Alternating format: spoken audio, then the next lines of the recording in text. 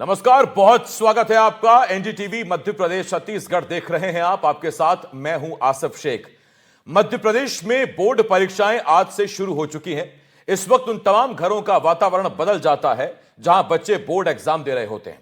एक तरफ बच्चों पर एग्जाम का तनाव होता है तो दूसरी तरफ माता पिता भी इस वक्त तनाव में होते हैं कि कैसे बच्चों को टेंशन से दूर रखा जाए और कैसे उनको टेंशन फ्री होकर परीक्षा देने के लिए मोटिवेट करें। ऐसे में सवाल यही है कि कैसे बच्चों के एग्जाम की टेंशन कम की जाए। माता पिता ऐसा क्या करें कि बच्चे इस तनाव से दूर रहें। किस तरह तनाव मुक्त होकर एग्जाम की तैयारी की जाए। एग्जाम के समय किस तरह का रूटीन अपनाया जा सकता है। आज इसी पर चर्चा करने के लिए हमारे साथ मेहमानों का खास पैनल जुड़ रहा है। और आपको यह भी बता दूं कि आप अगर ऐसी कोई काउंसलिंग लेते हैं तो हो सकता है कि आपको उसके लिए पैसे देने पड़े। आप सर, ये जो आप मोबाइल चला रहे हैं, इधर थोड़ा ध्यान दे दीजिए। और दीदी, आप भी थोड़ा इधर देखिए क्योंकि आपके बच्चों से जुड़ी ये खबर है। और अगर आपका बच्चा इस वक्त कमरे में पढ़ रहा है तो आप उसे आधे घंटे का ब्रेक देके हमारे साथ यहां बैठा सकते हैं, क्योंकि हम उनके काम की बातें बताएंगे। तो सर, मैडम, आप दोनों से हम ये गुजारिश करते हैं कि आप बड़े ध्यान से इस चर्चा को देखिएगा, क्योंकि एग्जाम जब शुरू हो चुके हैं, 12वीं की बोर्ड शुरू हो चुके हैं, तो बोर्ड परीक्षाओं में कैसे बच्चा बेहतर परफॉर्म कर सकता है, तनाव से दूर रह सकता है, यही कुछ सवाल हैं जिन्हें हम जानने की कोशिश करेंगे। तो अगर बच्चा दूसरे कमरे में पढ़ रहा है, आपने फिलहाल उसका टीवी बैन कर रखा है, तो आधे घंटे का उसे ब्रेक दे दीजिए। अभी काफी वक्त है पढ़ाई करने में, और वक्त है अभी, उसे बुला लीजिए। चलिए चर्चा की शुरुआत करते हैं। हमारे साथ एक खास पैनल है। हमारे साथ चाइल्ड काउंसलर डॉक्टर शुभा शर्मा जी हमें ज्वाइन कर रही हैं। शुभा जी, बहुत बहुत स्वागत करता हूं मैं आपका। यशोदा मेडिसिटी से हैं। इसके अलावा डॉक्टर जवाहर सूरी सेट्टी साहब शिक्षाविद में ज्वाइन कर रहे हैं। डॉक्टर जवाहर सर, आपका भी स्वागत है। करियर काउंसलर नयन पारिक जी हमें ज्वाइन कर रहे हैं। नयन सर, आपका भी बहुत बहुत स्वागत करता हूं। और पूर्व टॉपर, अपने परिवार का, जिले का नाम रोशन किया, मध्य प्रदेश का नाम रोशन किया, विधि वाजपेयी, आपका भी स्वागत करता हूं। तो एक टॉपर भी हमारे साथ हैं, करियर काउंसलर भी हमारे साथ हैं, इसके अलावा शिक्षाविद हमारे साथ हैं और चाइल्ड काउंसलर भी हमारे साथ हैं। डॉक्टर शुभा शर्मा जी, पहले मैं शुरुआत आपसे करता हूं। जब हम छोटे होते हैं तो सबसे बड़े तनाव हमें यही लगता है कि अरे बोर्ड की परीक्षाएं हैं, 10वीं की 12वीं की बोर्ड परीक्षाएं देनी है, क्योंकि इन बच्चों ने अभी आगे की जिंदगी देखी नहीं है, तो इन्हें पता ही नहीं है कि आगे अभी बहुत सी चीजें आएंगी। बोर्ड परीक्षा का तनाव तो कुछ भी नहीं है। आगे तो उन्हें यह भी तय करना होगा कि ओहो, ये लड़की पसंद है, पापा मम्मी मान नहीं रहे, ये लड़का पसंद है, पेरेंट्स नहीं मान रहे, आईफोन लेना है लेकिन ये मॉडल लूं कि वो मॉडल लूं, बाइक लेनी है, ये वाली अच्छी कि वो वाली अच्छी है, करियर में अभी जॉब छोड़ूं कि आगे स्विच कर जाऊं। तो अभी से अगर बोर्ड में बच्चे तनाव लेने लगेंगे, काम कैसे चलेगा? बहुत लंबी जिंदगी, कई बड़े फैसले करने हैं। देखो, सबसे पहले ना ये बहुत ही, तो आपने इसके लिए बहुत बहुत ज्यादा धन्यवाद कि आपने एक बहुत ही अच्छा टॉपिक उठाया है। जो जी। कि अब बोर्ड के एग्जाम आ रहे हैं, बहुत सारे पेरेंट्स इस चीज को लेके परेशान हैं। बार बार न्यूज़पेपर में अवेयरनेस के लिए आर्टिकल्स आ रहे हैं, न्यूज टीवी पे हर चीज पे दिखाया जा रहा है। तो सबसे पहले तो देखो, हर चीज ना एक जगह से स्टार्टिंग नहीं हो सकती। बच्चे के लिए भी, पेरेंट्स के लिए भी, इवन टीचर्स के लिए भी कुछ कुछ टिप्स हैं। तो सबसे पहले तो ये सोचें कि बोर्ड के एग्जाम जस्ट लाइक अ अदर एग्जाम है, ठीक है। ये कोई लाइफ का लास्ट नहीं है। हाँ, ऑब्वियसली 9th के बाद ये हमारे यहां से थोड़ा करियर की स्टार्टिंग होती है, तो कहीं ना कहीं उसको इतना अपने ऊपर हैवीनेस ना लें कि बहुत क्या एग्जाम है, पता नहीं क्या हो जाएगा। सिंपल एग्जाम की तरह प्रिपरेशन करें। दूसरा, लास्ट मोमेंट पे, ये बच्चों के लिए है। बच्चे क्या करते हैं, स्टार्टिंग से सोचते हैं टाइम है, हम लोग कर लेंगे। तो स्टार्टिंग से ही टाइम मैनेजमेंट करना बहुत जरूरी है। शेड्यूल इस तरह का बनाएं कि आप पढ़ाई भी कर ले, उसमें थोड़ा खेलने का, फिजिकल एक्टिविटी जरूर होनी चाहिए, क्योंकि उससे वापस से हमारी एनर्जी इतनी ही चैनलाइज हो जाती है। तीसरी चीज है कि बीच बीच में small break, breathing exercise, mindfulness बहुत जरूरी है बच्चों के लिए, कि ताकि वो प्रॉपर तरीके से अपनी चीजों को मैनेज कर सके। उसके अलावा बैलेंस डाइट, रेगुलर जो है आपका फिजिकल एक्टिविटी, एंड प्रॉपर जो है आपका इनटेक ऑफ वाटर, ये सारा होना चाहिए। ये तो है बच्चों के लिए। ठीक बात। अब बात आती है पेरेंट्स के लिए। हमेशा पेरेंट्स को प्रेशराइज नहीं करना है। बच्चे अपना एफर्ट पूरा कर रहे हैं, we can not comparison, every child is a different. पहली चीज तो ये। दूसरी चीज ये, पेरेंट्स को हमेशा ये सोचना है, हम हमेशा अपने बच्चों से एक्सपेक्टेशन रखते हैं, our intention is not wrong, ठीक है, बट हमारा जो रिएक्शन है कई बार वो इतना खराब होता है। हम हमेशा बच्चे से एक्सपेक्टेशन करते हैं टॉप करे, अच्छे मार्क्स लाए, इसमें अच्छे मार्क्स लाए, किसी में एक परसेंटेज 100 कर दे तो शायद आपका स्कूल के बोर्ड पे जो है फोटो भी आ जाएगी। बट हम बच्चे को ये नहीं सिखाते कि अगर ऐसा नहीं होता है तो how to deal that situation. हमारे बच्चे जब भी हो तो नॉन जजमेंटल, कम से कम बच्चों के साथ में इस तरह का बिहेवियर होना बहुत जरूरी है। हमेशा उनको एनकरेज करें, मोटिवेट करें, ना कि उन्हें प्रेशराइज करें। जी। और उनकी बात खुलकर सुने। अगर उन्हें कुछ लग रहा है कि आज इमोशनल सपोर्ट की जरूरत है, भले ही आप उन्हें याद नहीं करवा रहे हैं, लेकिन उनके पास बैठें कि हम तुम्हारे साथ हैं। अगर कुछ भी उस बिटवीन कुछ ऐसा बच्चे के माइंड में थॉट आ जाता है, कोई नेगेटिव थॉट आता है, तो वी आर विद यू। इसके अलावा फिर भी लगता है आपको बच्चा शोभा फिर भी मैम, बहुत गुमसुम मैं कह है रहा और था कि ये बहुत सारी टेंशन ले बातें अगर रहा आप है। पहले सवाल के जवाब में दे देंगे तो फिर वो दर्शक सुनेंगे नहीं, वो जवाहर सर को, नयन सर को और विधि जी को। तो जरा उनके पास भी मैं चला जाता हूँ, थोड़ा थोड़ा करते हैं ना अभी, नहीं तो सिलेबस इकट्ठा आएगा तो फिर पेरेंट्स भी घबरा जाएंगे कि बड़ी भारी डिबेट चल रही है। थोड़ा सा लाइट रखते हैं इसको। मैं आता हूँ शुभम में आपके पास, हालांकि इसे टोकना मत समझिएगा, बड़ा अच्छा चल रहा था, मन भी कर रहा था सुनने का, लेकिन मैं जाता हूँ अभी। एक सीनियर हमारे साथ डॉक्टर जवाहर सूरी शेट्टी साहब हैं। डॉक्टर जवाहर सर, एक शिक्षाविद होने के नाते मैं आपसे ये पूछना चाहता हूं सर कि हम हर बार ये कहते हैं कि शुरू से पढ़ाई करो, शुरू से पढ़ाई करो। मैंने देखा है कई पेरेंट्स शुरू में बच्चों को फिर छूट दे देते हैं, फिर आखिरी में वो कहते हैं पढ़ो पढ़ो पढ़ो पढ़ो। आपने अगर पहले से ही टाइम टेबल मेंटेन रखा होता, या पहले से ही उनका अगर वो नियम कानून बना होता कि 1 घंटा पढ़ना है, 1 घंटा खेलना है, 1 घंटा टीवी देखना है, सोशल मीडिया आधा घंटा चला लो बहुत है, आखिरी में वो भी हावी हो जाते हैं, एकदम से बच्चों पर लोड आता है, फिर बच्चे वो टूट जाते हैं अमूमन, हमने देखा है।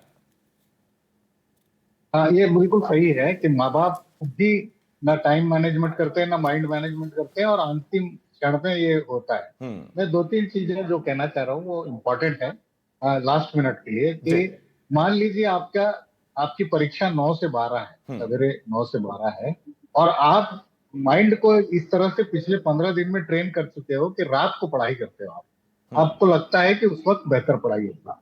तो माइंड जब ट्रेन हो जाता है रात को पढ़ने के लिए, तो पीक परफॉर्मेंस रात को आता है। और आप 9 से 12 जब एग्जाम देने जाते हो तो माइंड को आदत नहीं होती उस टाइम परीक्षा देने की या कोई पढ़ाई करने की। तो मेरा कहना है कि आज से लेके आप परीक्षाएं जब तक खत्म होंगी, कम से कम 9 से 12 अपने माइंड को आदत कराइए कि वो पीक परफॉर्मेंस दे सके। ये एक विसंगति यूजुअली रह जाती है जो बात नहीं करते हैं। दूसरी चीज, जैसे मैडम ने बोला कि पानी पीजिए, उसका एक बेसिक कारण है कि हमारे माइंड में जितना ऑक्सीजन है वो कॉन्सेंट्रेशन कहलाता है। तो ऑक्सीजन कैसे हम पानी पीते हैं या कुछ भी खाना खाते हैं, वो डाइजेस्टिव सिस्टम से माइंड में जाता है तो वो ऑक्सीजन देता है।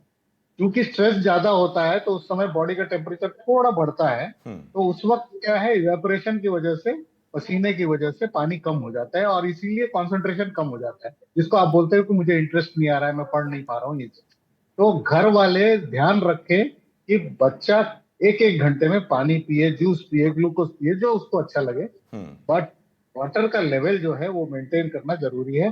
स्ट्रेस खराब चीज नहीं है, स्ट्रेस की मात्रा वो है, वो डिपेंड करता है कि वो खराब है कि अच्छा है। हनुमान की पूंछ में आग नहीं लगाएंगे तो लंका नहीं जलेगी। स्ट्रेस उस तरह की चीज है। थोड़ा स्ट्रेस बच्चे को मोटिवेट करता है। देख रहे हैं हमारे गेस्ट बच्चों को लेकर कितने सीरियस हैं कि जो शिक्षाविद हैं वो डाइटिशियन रोल निभा रहे हैं, वो बता रहे हैं कि आप अपने आप को हाइड्रेट रखिए, यानी हर एंगल से वो आपको बता रहे हैं कि आप एकदम चिल रहिए, कूल रहिए। और है एक बात और, जब तक एग्जाम चल रहे हैं तब तक ये प्लीज ये चाइनीज, ये मोमोज, ये बर्गर, ये चाउमीन छोड़ दीजिए इनको।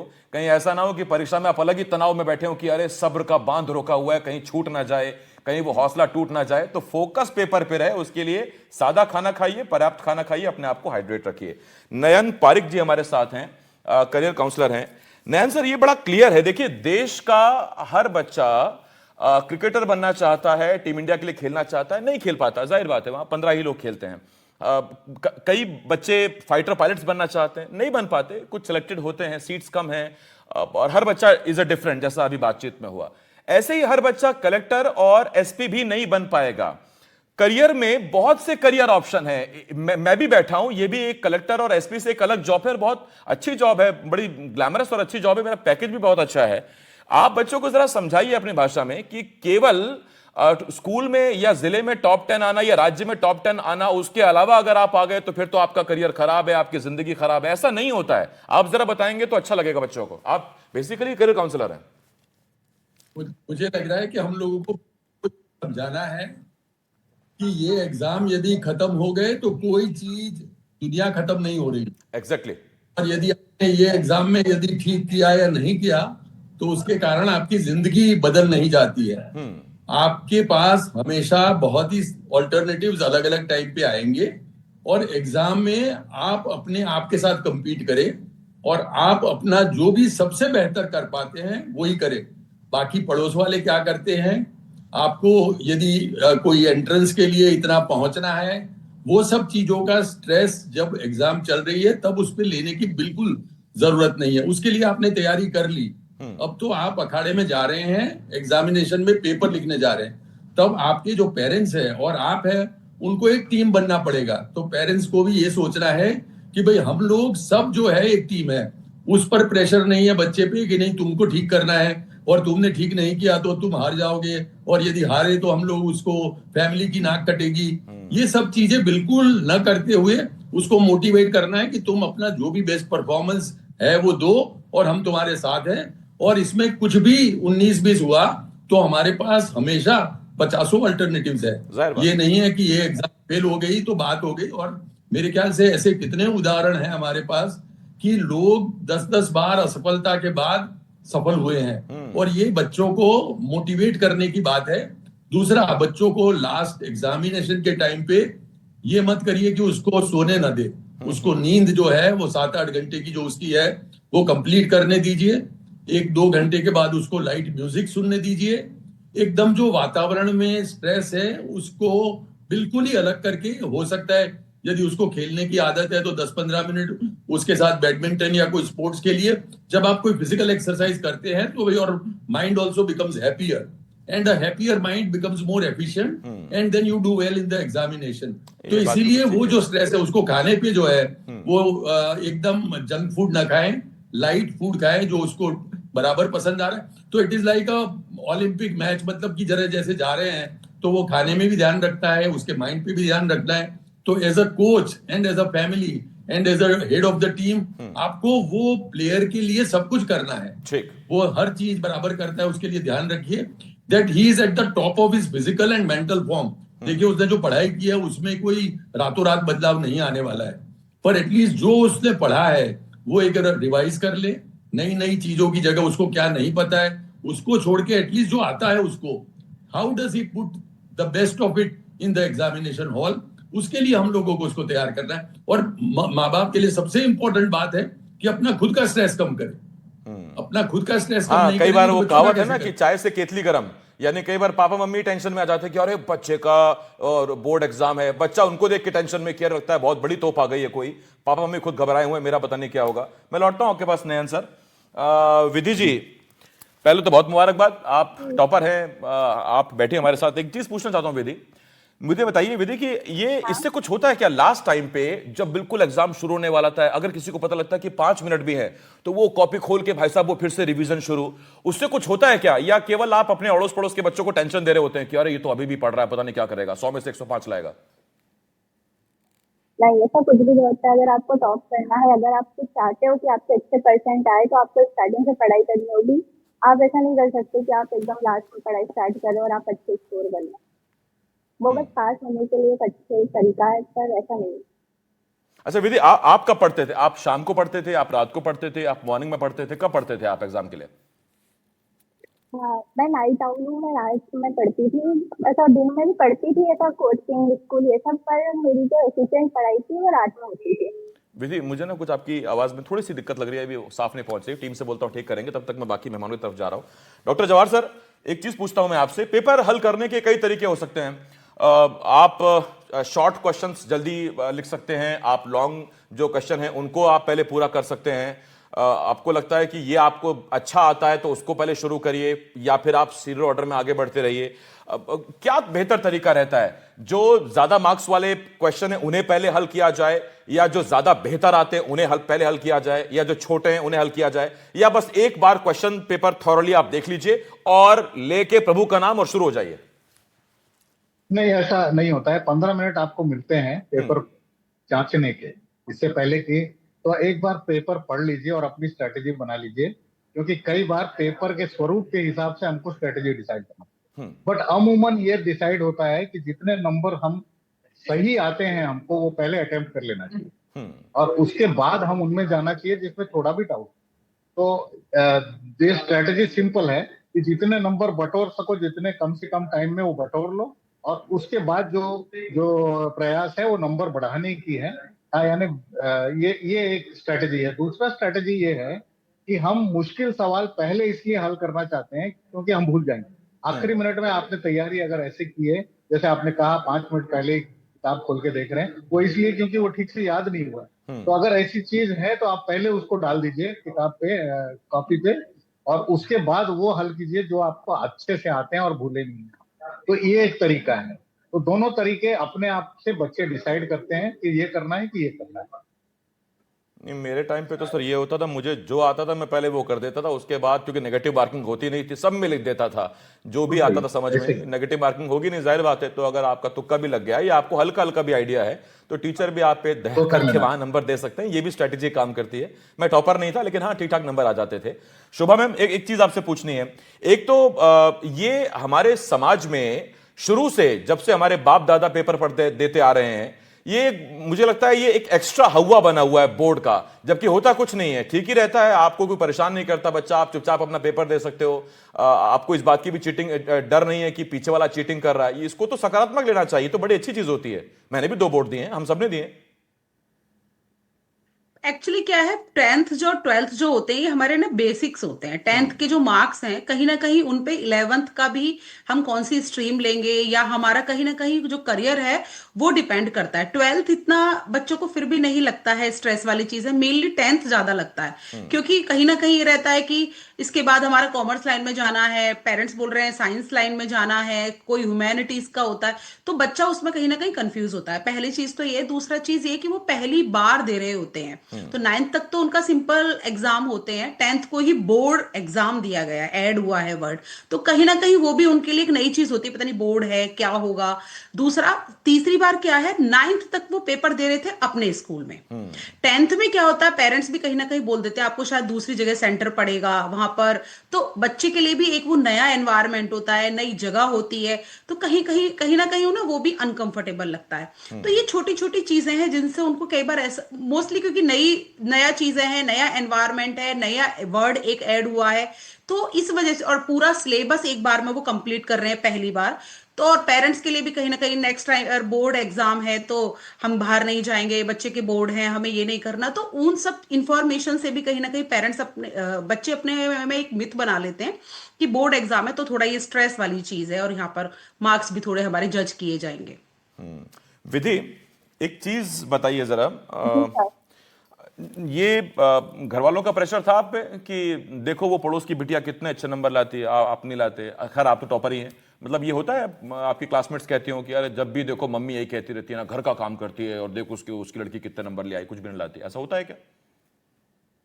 नहीं, मेरे पेरेंट्स बहुत सपोर्टिव है और मुझे उनने कभी किसी से कंपेयर नहीं करा।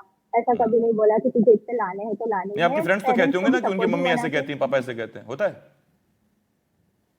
नहीं, ऐसा मेरी फ्रेंड्स भी बहुत सपोर्टिव थी। ऐसा नहीं था कि उनको कोई प्रेशराइज करता था या हमसे कोई कंपैरिजन नहीं था। यार कहाँ रहते हैं आप? बड़े अच्छे मम्मी पापा मिलते हैं वहां पे। मतलब हाँ, अच्छे हैं। नहीं, क्योंकि मैंने ऐसी जगह देखी है जहां ऐसे पापा मम्मी भी होते हैं जो दिन में 2 बार तो कह देते हैं कि वो शर्मा जी का लड़का देख, वो वर्मा जी की लड़की देख, कितना से नंबर ले आती तो कुछ नहीं लाता। हर बच्चा अलग होता है, हो सकता है कि शर्मा जी वो आपके बच्चे का उदाहरण देते हो कि देखो घर में कितना काम करता है, बाहर के काम कितने करता है, कितनी बात सुनता है, तो ये चलता रहता है। विधि, एक चीज जल्दी से और बताइए कि आप पेपर से कितनी देर पहले पढ़ना छोड़ देते थे कि अब हो गया, अब जितना है वो लॉक हो गया है, चाबी मेरे पास है, अब कुछ ना बाहर जाएगा ना अंदर जाएगा? ऐसे छोड़ती तो मैं सेंटर पे जाने तक नहीं थी। सेंटर पे जाते टाइम भी पूरा ऐसा बैठ के देखती रहती थी कि अब कुछ ऐसा इंपॉर्टेंट दिख जाए।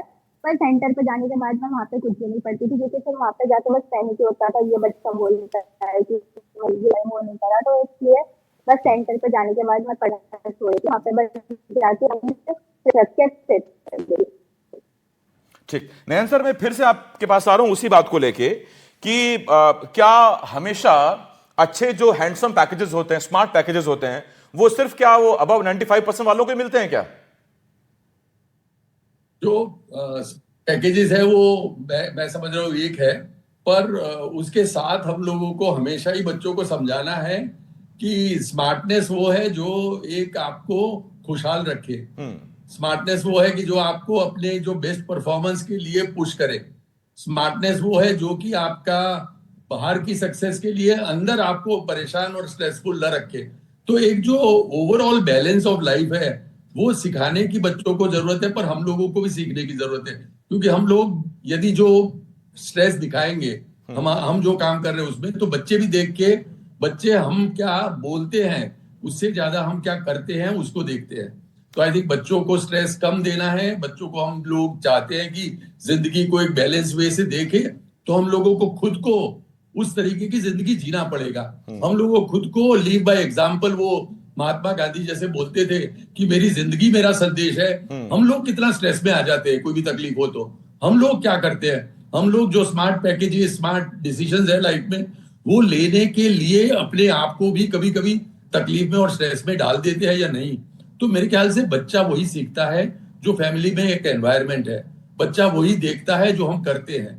तो इसीलिए मैं समझ रहा हूं कि exam is combination of the whole year. तो एक साल में उसने जो जो किया है, अब वो 3 घंटे में निचोड़ करके रख देने वाली बात है। तो उसको जो भी वो हाई परफॉर्मेंस है उसमें हम लोग यदि उसके साथ रहे, उसको लगे कि मैं एक टीम में हूं, उसको लगे मेरी फैमिली मेरे साथ है, I think that is the smartest thing that we can do. कि हम लोग उनको बोल सकते हैं कि भाई हम लोग जो है वो आपके साथ है, तो तुम्हें क्या चाहिए, तुम्हारा स्ट्रेस कम होने के लिए हम लोग क्या करें। उसको चाहिए तो कोई कॉमेडी शो देखना है, जैसे आपने सही फरमाया कि भाई बच्चों कुछ भी कर रहे हो उनको आधे घंटे के लिए ये प्रोग्राम देखने के लिए फ्री करना, that is a smart thing to do. कि अभी वो उसको एक ब्रेक भी मिलेगा, वो एक देखेगा भी सही, वो 5 लोगों की बातें सुनेगा कि कैसे stress is not helpful, in fact stress is going to be exactly detrimental and opposite. ये बात बिल्कुल ठीक है आपने, मैंने भी स्क्रीन पे गिन लिया, हम वाकई 5 बैठे हुए हैं। हमारी 5 लोगों की बातें सुन लो, काम बन जाएगा। ये जो समाज के जो 4 लोग होते हैं इनकी बात मत सुनना। ये हमेशा उन्हीं के बारे में कहते हैं कि 4 लोग क्या कहेंगे, 4 लोग क्या देखेंगे, उनको भूल जाओ, कुछ नहीं करते। हेल्प में आपकी सिर्फ माता पिता ही हेल्प करते हैं आपकी, उनकी चिंता मत करना, कभी भी जिंदगी में बहुत आगे बढ़ोगे, मेरा यही मानना है। फिर वो चाहे शादी वाला मसला हो, करियर वाला मसला हो, या कोई भी मसला हो, मैंने कम से कम अपनी जिंदगी में यही किया है। बाकी एक बात बड़ी तय है कि आजकल के बच्चे, आप लोग बड़े लकी हैं, क्योंकि हम आपको जो पेरेंट्स मिले हैं अभी जो 9वीं 10वीं में है, वो थोड़ा सा ज्यादा फ्रेंडली हैं। हमारे जमाने में हम जब पुराने लोग थे तो उस वक्त थोड़ा सा इतने फ्रेंडली माता पिता नहीं होते थे, तो वो एक अलग टेंशन होती थी कि नंबर कम आ गए तो बताएंगे कैसे। और माता पिता के लिए मैं एक बात कहना चाहूंगा आखिरी, वो सब मुझे लगता है कि हमारे सारे मेहमान मुझे एग्री करेंगे उस बात पे, कि आप मन में ये सोचिएगा कि क्या बच्चा आपसे इतना खुला हुआ है कि वो आपसे आराम से आके कह सके कि पापा मुझे थोड़ा सा इसमें डर लग रहा, अगर आप कुछ डाउट्स क्लियर कर सकें या करवा सकें।